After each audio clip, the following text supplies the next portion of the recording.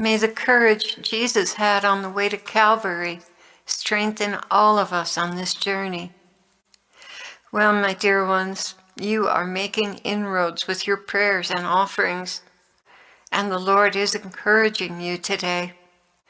We still have a ways to go, so courage and endurance are what we are called to persevere in as we cleave to Jesus.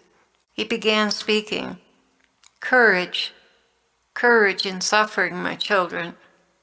We are not out of the woods yet with your president, and much intercession is needed to move on the hearts of those who are resisting him and causing delays. They are making it very hard for him to initiate the changes that have to be made. But they will bend. I myself will see to it, and we will get past this point. But it is going to take much perseverance in prayers and offerings, especially for your Senate. My Christian people, choose wisely those who represent your region. There are traitors in the Senate who are bought out by the one world government, and you put them in office. Now that their agendas have been exposed, I plead with you to make better decisions in the future. You do not want to live under the rule of corrupt men who are endorsed by Satan.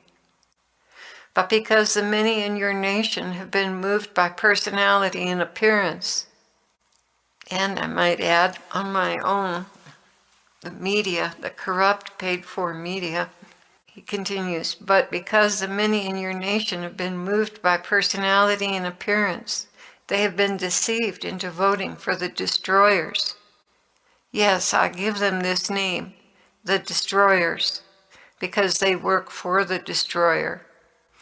The choice has been given into your hand because you are a democracy, but you must go deeper in your understanding of who is on the enemy's side and who is on my side. Once you've determined that, it is your prerogative, your honor, and your duty to pray and vote them into office and pray behind them as they move forward. We are going to win this, but not without casualties and suffering, and that is why I am asking you to receive your courage from me. Those of you who are suffering, meditate upon the wounds in my hands, feet, and side, as well as the head wounds when I was crowned with scorn. This same scorn is alive and well in your government, your Senate, and even in the House of Representatives. It calls for patient endurance.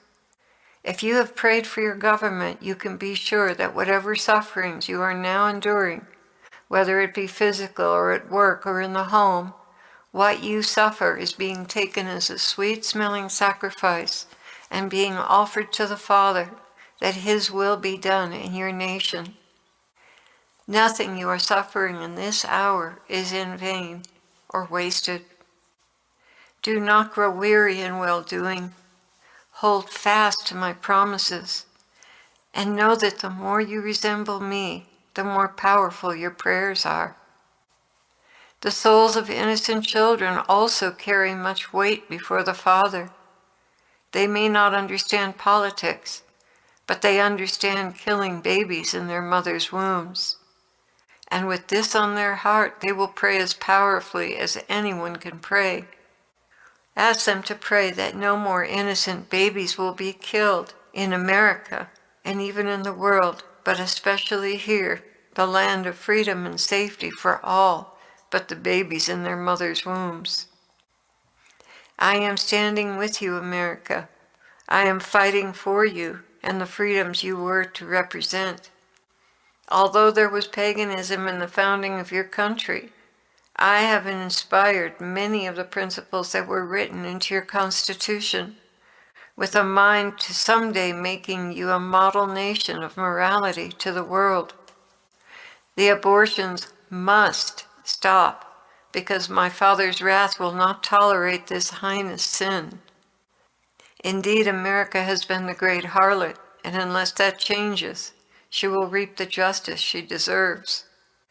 But because of the good that Americans have done in tending to the sick in third world nations, the poor of the world, because of the efforts of many missionaries and your support of them, My Father's hand has been stayed for yet another season in anticipation that things will change under this administration.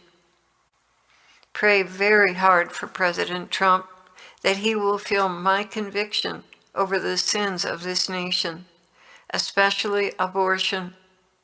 Pray that the conviction goes very, very deep and that he stands against all pressure and opposition that will be leveled against him as this agenda moves forward. I, in turn, will protect him.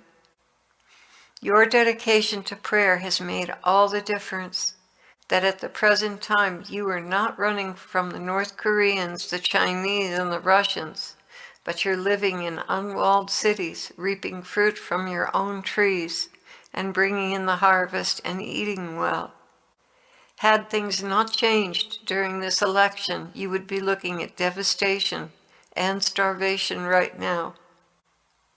Take my words with great seriousness. Stand in courage, my courage. Meditate often on my passion, even the remembrance of my steps to Calvary. You will gain strength to persevere. I am with you and working on your behalf, that my will be done, my kingdom come, on earth as it is in heaven.